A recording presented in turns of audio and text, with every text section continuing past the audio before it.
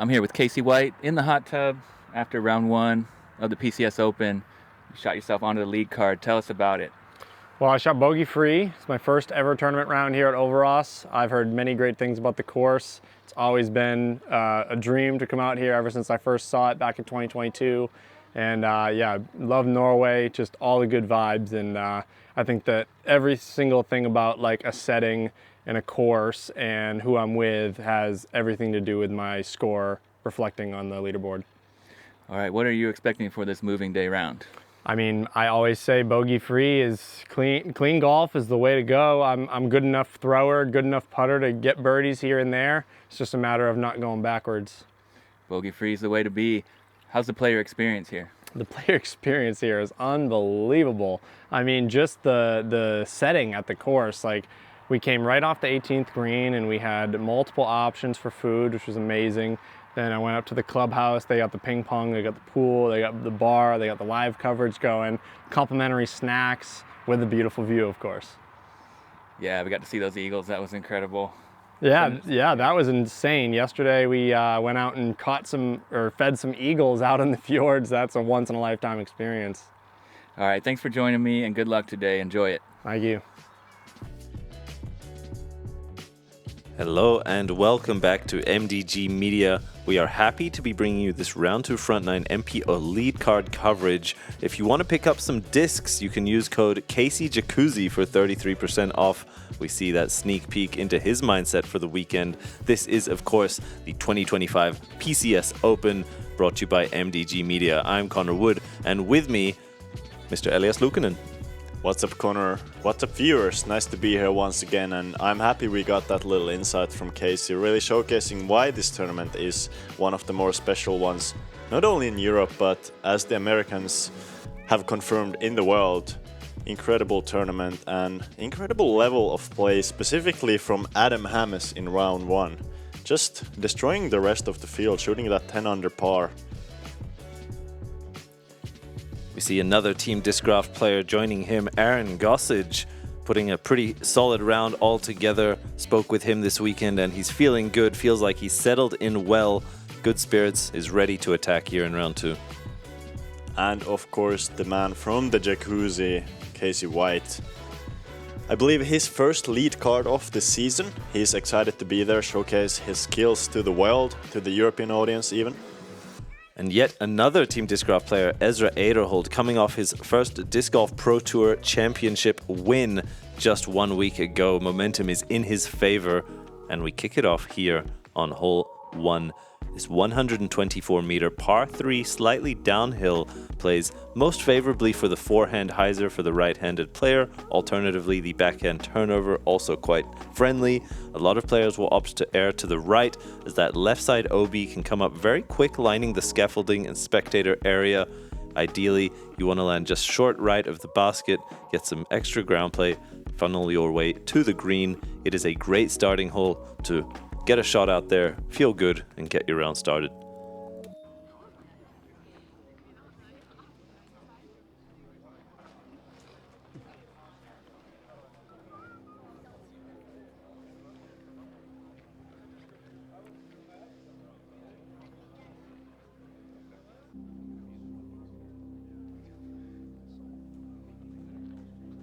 We are ready for lead card. First on tee from Minocqua, Wisconsin, United States, Team Discgolf. 1 victory, Disc Golf Pro Tour this season. Give some hands for Adam Hammes.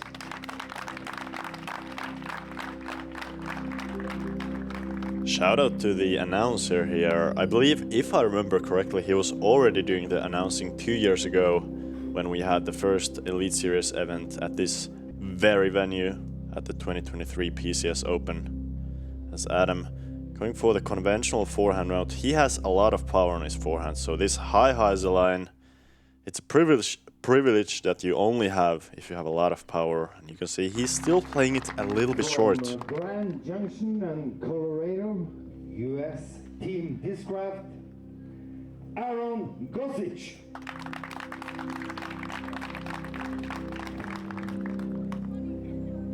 Aaron is known as one of the strongest throwers in the game. From tee to green, both backhand and forehand, has a ton of power, incredible accuracy. This season he's been experimenting with different putting forms, and just recently has said he's sort of found his putt. We see that on display by his score in round 1. Also very strong on the forehand power, and you see exactly as you mentioned, Elias, that height still getting him all the way well into circle 1. Massachusetts, US. Team Discmania, Casey White.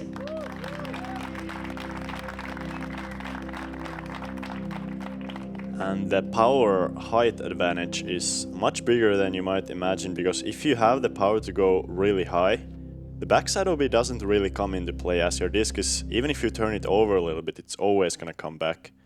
Casey there, good angle control, not challenging the backside. He's actually playing it very safe there. Short, gonna have a decision to make from there. Last player to tee from Aberdeen, South Dakota, US. Team Discraft, Ezra Aderhold.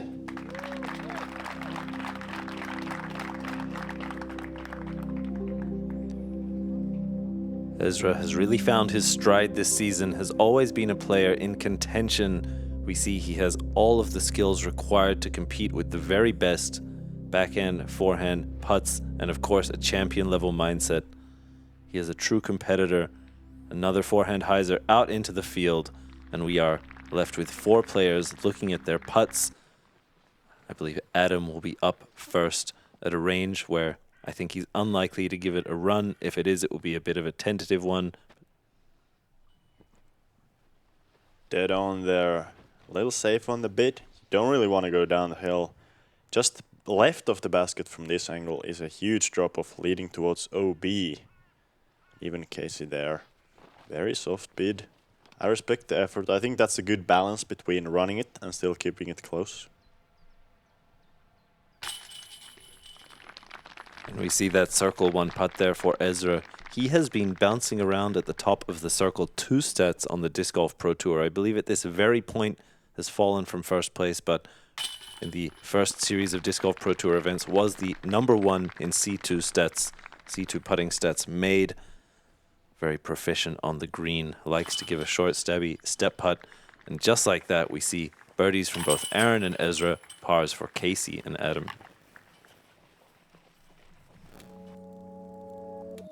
Moving on to potentially a less risky hole. Hole number 2. We're going uphill 104 meters. It's a bit of a turnover shot. It really plays great for either a slight anhyzer release on that backhand or a slightly understable disc thrown flat towards the left side of the gap. Really only one tree on that left side to miss, which forms the left side of the gap. You have a bit more space on the right, although if you turn it over very far, you can find that right side OB. Also OB on top of the rock wall on the left side of the basket. I'd say this hole really showcases which players have that consistent flat to slight anhyzer backhand shot. It's the perfect distance where you can throw a fairway driver pretty hard into the hillside.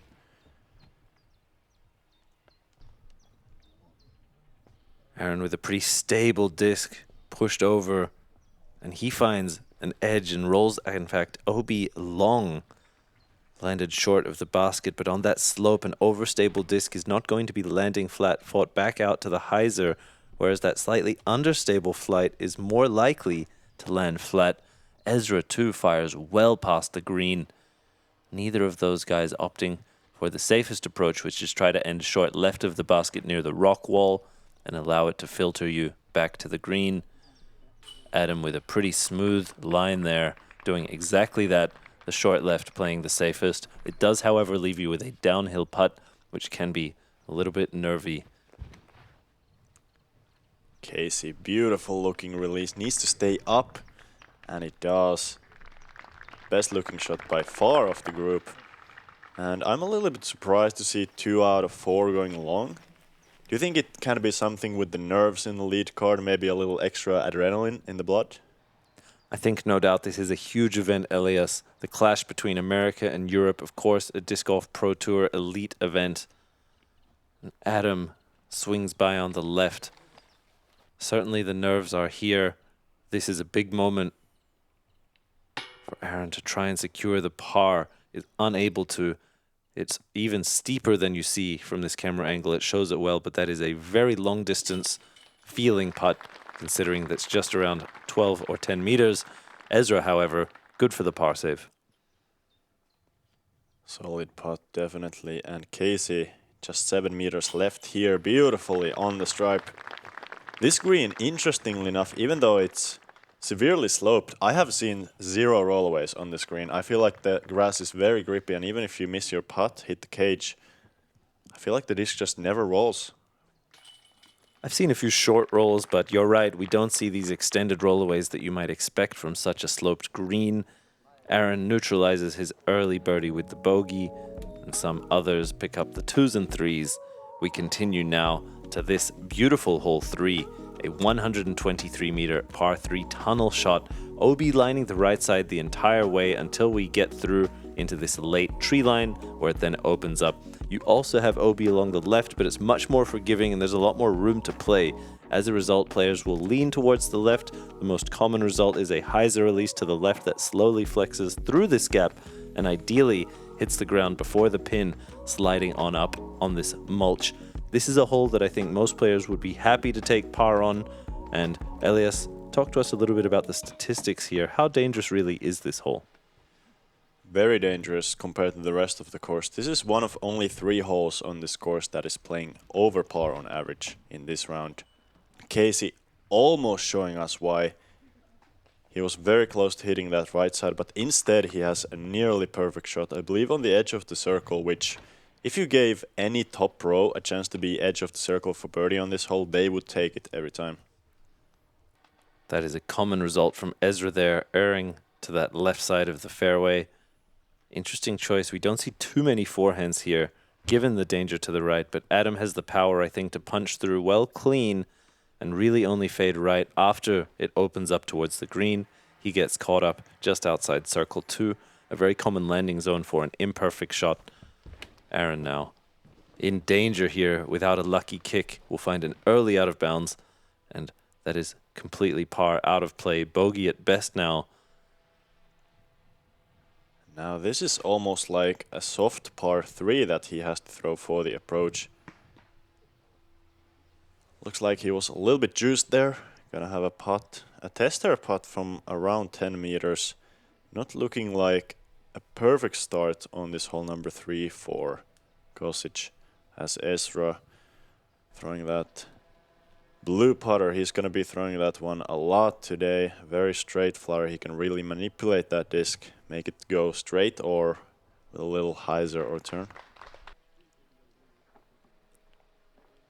Simple layup there, and a great respect and enthusiasm for the sport from the Norwegian spectators. Ezra, a big putt to save his par, and with that rollaway will leave him with another just within the circle putt for the bogey. Now Aaron for bogey.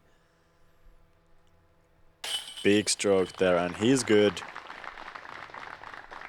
+1 through 3 is not a good start, but that putt will give him more than enough momentum on the green to stay confident. And Casey, look at birdie, and this is a terrible reaction, probably the worst reaction you can get off the basket. Hits the band, strong confident putt, and look at this, 15 meters with almost no line.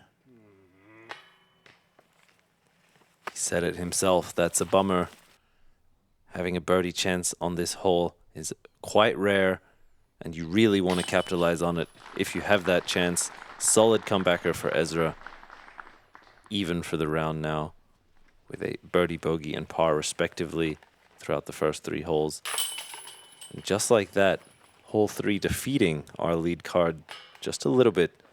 Only Adam walking away unscathed from this treacherous par 3.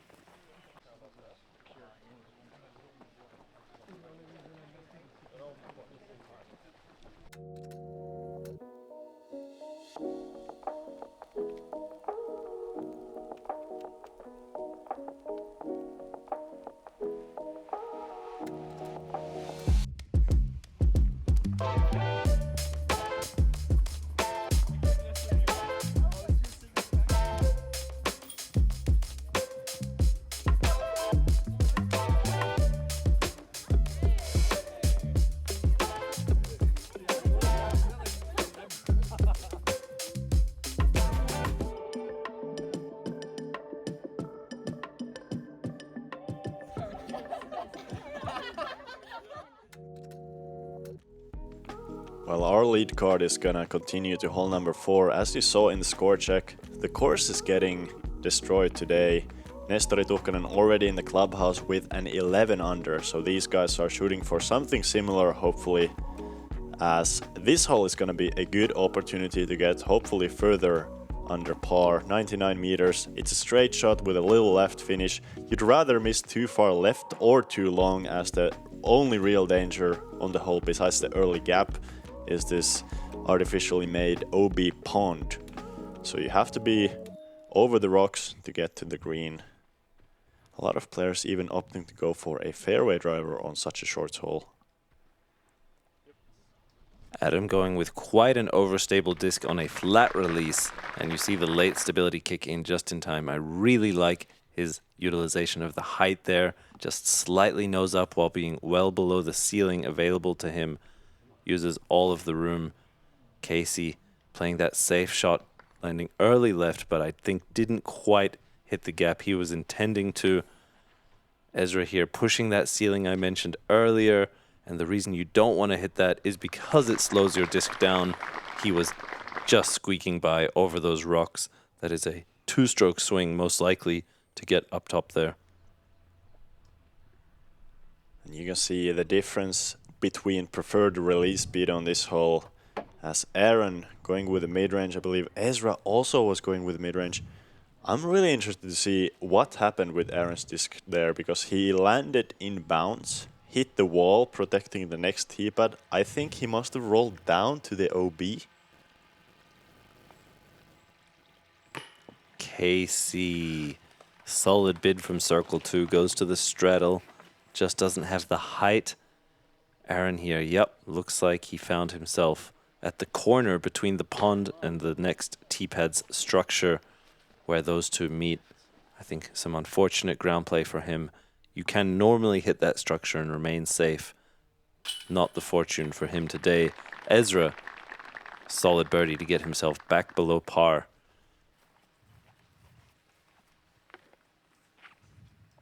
Hole 4, absolutely a hole that you want to pick up if you're shooting, or if you're looking to shoot one of the harder rounds of the day. We have a nice little stretch of hole 4. I'd say holes 4 through pretty much 11, all very birdieables. And this is where the hot rounds are really made. We now proceed through the gates of Valhalla. Hole 5, an 89-meter downhill par 3 with this stunning triple mando. Swords lining the left and right, rocks lining the bottom. You ideally would like to land your drive just past these rocks, hitting the earth before the basket and sliding on up. Given that significant downhill, the disc often comes in with a lot of speed, and that mulch can give you a lot of extra ground play. The most important thing here is controlling your nose down. A lot of players will opt for a slight flex or softly understable flight, battling through. We go to Adam. No surprise to see the forehand here. I expect something slightly overstable. Beautiful angle control there. What about the speed? Speed is a little bit hot though, and he is gonna find that long OB. I feel like that happens easily with the forehand, as it's harder to get the forehand really nose down, especially with the early railing just ahead of the tee pad. Compared to Ezra there, even too far on the nose down, but no worries, skipping over the rocks. That's at least 1 stroke worth of a good break. And you mentioned the sorts of shots which most commonly find OB long. An interesting point to note here is that the overstable disc choice is much more likely to skip, whereas a slightly understable disc requires a bit more touch, but when landing on a turnover angle will not find that same skip. Aaron has this pretty fast and high, unless he can be slowed down, is also firing OB long. That shot, I think, was quite simply 2 nose up. I'm honestly a little bit surprised that these are the best players in the tournament so far, and they are choosing to take the risk that if they miss their nose angle by a little bit, they're going way past. They're throwing the disc very hard, trying to hit the ground and use the ground to slow it down rather than throwing it a little bit softer. And Aaron here, important make. Look at that. Good par save. He's on a bit of a bad streak before this hole, but hopefully he can turn it around now. Honestly, a stunning putt. I mentioned it in his player introduction, but he's been testing out some different strokes, really finding the feeling now. Adam as well, both of those guys able to save the par.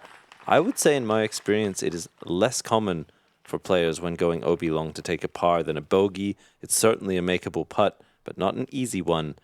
Ezra with the best drive of the group. Solid stroke there. And yeah, I very much agree with your point. I think the backside OB is at that perfect distance where if it was just on the edge of the rocks, where the fairway is sort of falling down, the par would be too easy. But now you have to make an outside the circle putt to save your par if you lack that distance control on the drive. Great course design, and I think that's where this course is really shining, is that you really need a lot of distance and angle control. Even though it's a shorter course, more technical course compared to some other courses we play, you need more touch and more angle control here. As we're moving on to a hole that maybe doesn't require the biggest level of touch, but the angle is still very important here. 208 meters, par 4. You want to throw something straight towards the wood line, but hyzer well before it to the left. The further you can move to the left while still staying away from that left side OB is going to give you a better angle for this approach, which honestly for most players it's going to be a forehand spike hyzer over the trees. But if you throw a really far drive, you might even have just a short forehand pitch up to the green. These are players who are capable of throwing far enough to get that low direct entrance into the green. It'll be interesting to see their management of both the height and hyzer angle. You really need the ideal combination of both for that option. And Ezra looks to have done just that. Really far, really left. Will have, I believe, the low and high entrances available. Adam opting for much less height here and will look to have a strong leftwards finish. But even from there, I think almost certainly forced to go over the top for the safest entry to the island green. I agree, and I think Adam is not going to be too sad about the fact that he has to go over the trees. I see his natural forehand release angle being really good for that over the top shot. And Casey, great drive. He's in the in-between zone where he might go low, might go over. I'd say he still probably goes over from there. I think unless you have the absolute perfect entrance on the low, you take the over because you minimize the risk of the pond and you can reduce the trees from play. A lot of players, when given the option to try and hit a gap or go over the gap, will opt for the latter. And we see exactly this from Hamas now. This is a super spiked, most likely overstable fairway driver over the trees, just wanting it to drop out of the sky. And he has done very well there, just outside the bullseye, tombstoning one into that soft green. You can see how vertical he had to go to get over the trees and not go too far. It's very easy to go too far on this shot. If you go a little bit too low, Casey getting over the trees here. But yeah, as I said, if you go a little bit too low, just like he did, it's easy to find that circle's edge range long. And you see even Aaron with a pretty good low option, as I mentioned, opting for the over to reduce the variables that he needs to beat for a safe shot. And also comes up nicely. Ezra, I would expect, given the distance he has off the tee, will most likely have the straight to hyzer look. And you see how much less risk he has to take on there, but still fires it well long and close to OB. I would say, given the distance he was from the pin, that is an errant shot. That is an approach which is a stock shot for players of this caliber. And it leaves him now with this dangerous C2 putt coming back. Strong chain hit there just below the band. Could have stuck on another day. And Casey here, his putt is looking a little bit high right now. He had the same miss on hole number 3. Just slightly nose up out of the hand. Slightly above the band. And another one fires past. I feel like he's moving very quickly. Obviously, he has a putting routine which he's familiar with, but perhaps could take a few more seconds there. He's good for the bogey, however. We go now to Adam, still the leader of this card. And to go to 12 under here, -2 through the first 6.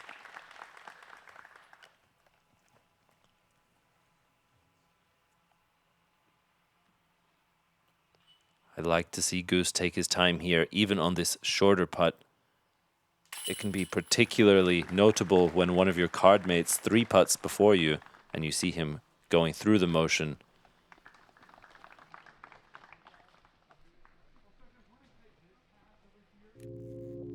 Hey guys, quick pause. A lot of people are involved in this project. Our goal is to grow the sport and share it with as many people as possible. So if you want to support us, subscribe to the channel, like and comment the videos if you like them, and hit the bell so you don't miss anything. It seems small, but it really helps us keep creating free content on YouTube. Enjoy the video. We proceed to hole 7, a 170-meter par 4, a very attackable hole for the birdie. You have this initial tunnel.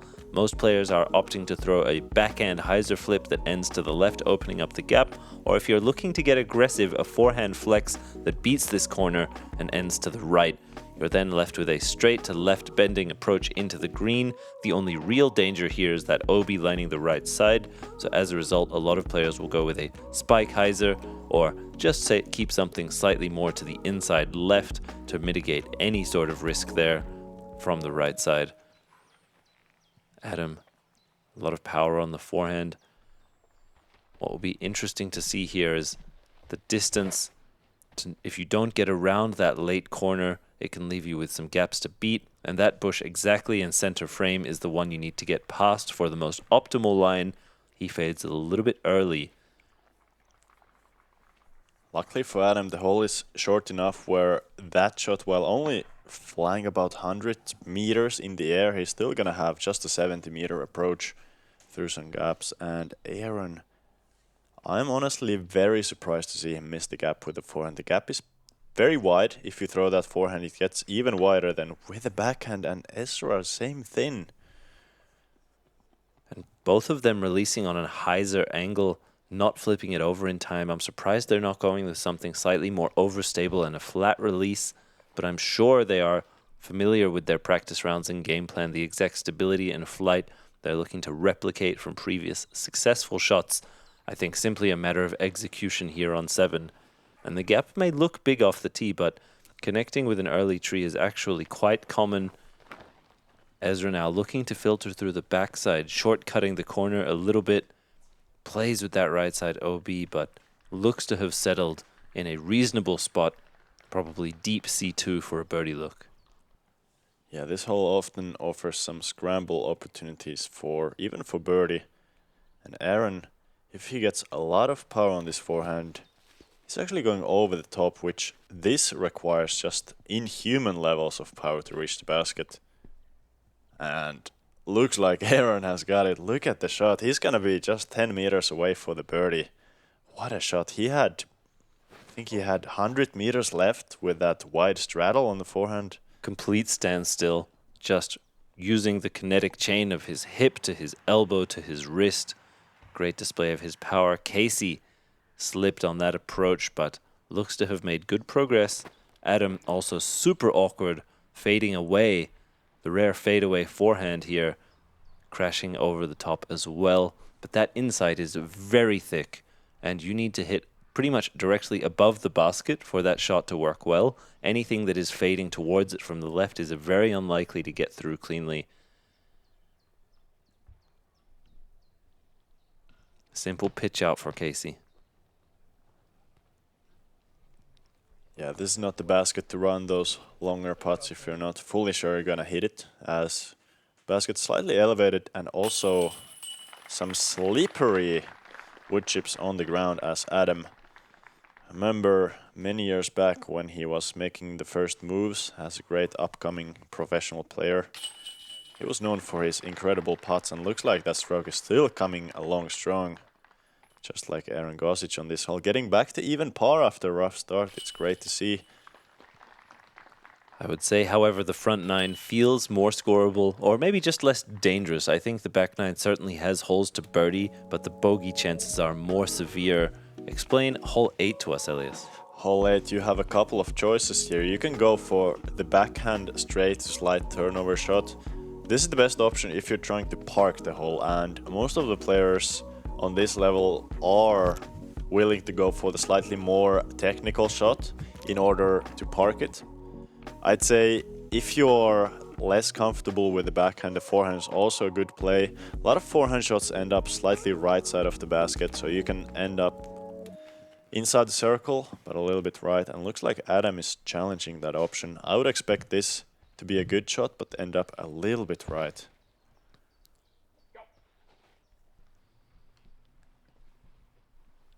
I would say good shot might be a stretch. He did make it the majority of the fairway cleanly, but didn't ever get that up to flat. What you would like to see from the forehand release is something which flips up for a brief moment before fading, whereas he had quite a one-angle shot.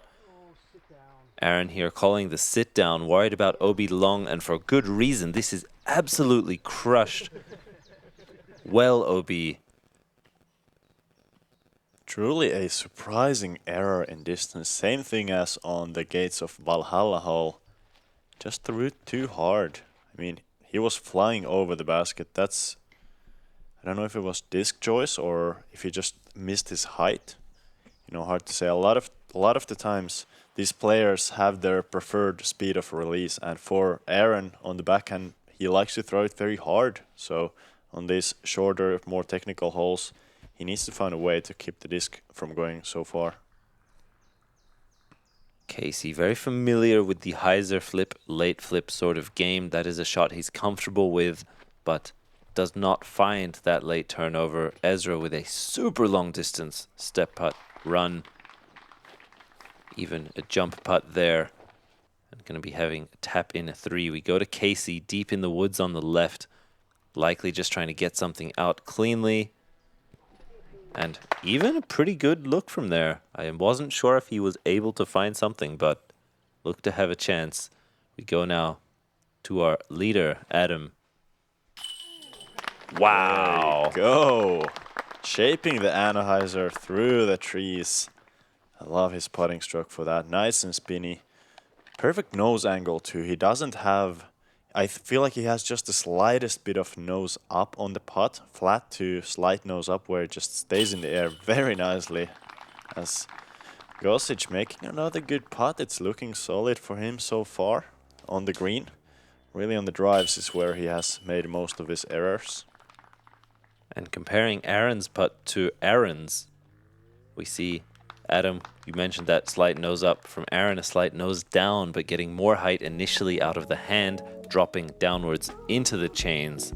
We'll see if that serves him well here on hole 9. A 166-meter par 4, a very controversial hole here on site for both the players and organizers. There's discussions about should this hole be changed. It's new this year, but most importantly, you have two options: a huge hyzer driver over the top, landing somewhere around this casual relief river, or the low straight hyzer, which leaves you ideally to the sweet spot, playing then over the river through this winding fairway.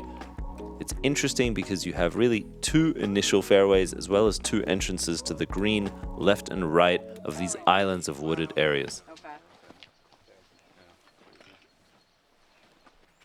Also worth noting, this hole created considerable backups, so almost every group on the day would be waiting quite some time before their tee shots here. Adam with a slip, but he hits the gap perfectly and actually gets quite a favorable kick. That is almost the best case scenario for that shot. And let's see if Gossage goes over the top here. No surprises, of course he will. Ideally you want to see, for these longest throwers in the field, you want to see some turn out of the disc, hopefully to not do exactly what Aaron's disc did and fade very far left. This hole is even reachable for the biggest of arms, so I'd say Ezra, if he gets a perfect shot here, we might see this disc going inside of circle 2. You have even heard rumors of people in Circle 1. I think that was a great assessment, Elias. I would guess he's about Circle 2's edge from that catch cam angle. We go to Casey, opting for just a standstill, playing the traditional low entrance to the sweet spot, but gets caught up early. He will be left with nothing but a pitch up and likely par at best. We did see a few eagles this weekend already on this hole from those who are able to get onto the green in one, although it's very demanding. I did not expect this from Casey. Let's see what sort of distance he can find here on this shot. I would be surprised if he's getting to a putting range, but is able to shortcut a lot of those gaps. Yesterday and he did that windup. I'm like, that's exactly how I do it. I wanted to like take a Still in light spirits, despite the struggles on the round. It's good to see. Enjoying his first lead card of the year.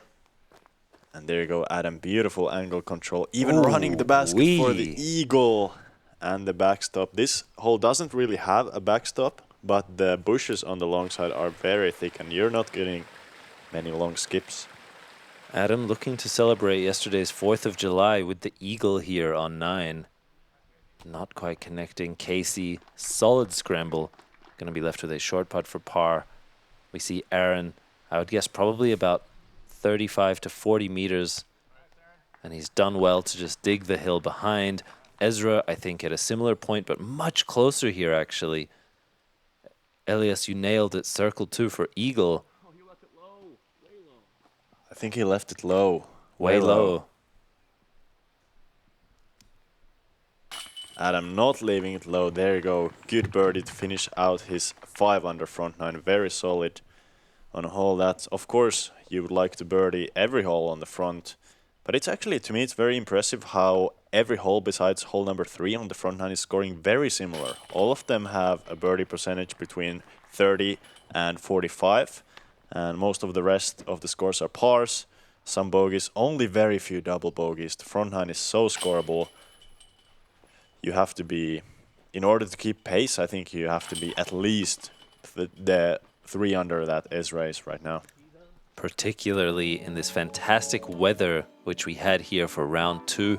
We have officially reached the halfway point of this tournament. We see from our card, Adam at 5 under, Ezra 3 under, Aaron at 1 under, and Casey White at 1 over. Thank you for joining us here in this round 2 MPO coverage. An incredible field. We love to see all of the best athletes from not just Europe but around the world joining us here for this coverage. Elias, always a pleasure. Thank you, Connor. I'm very happy to be able to commentate on this coverage. Thank you to MDG for bringing it here, and see you guys on the back.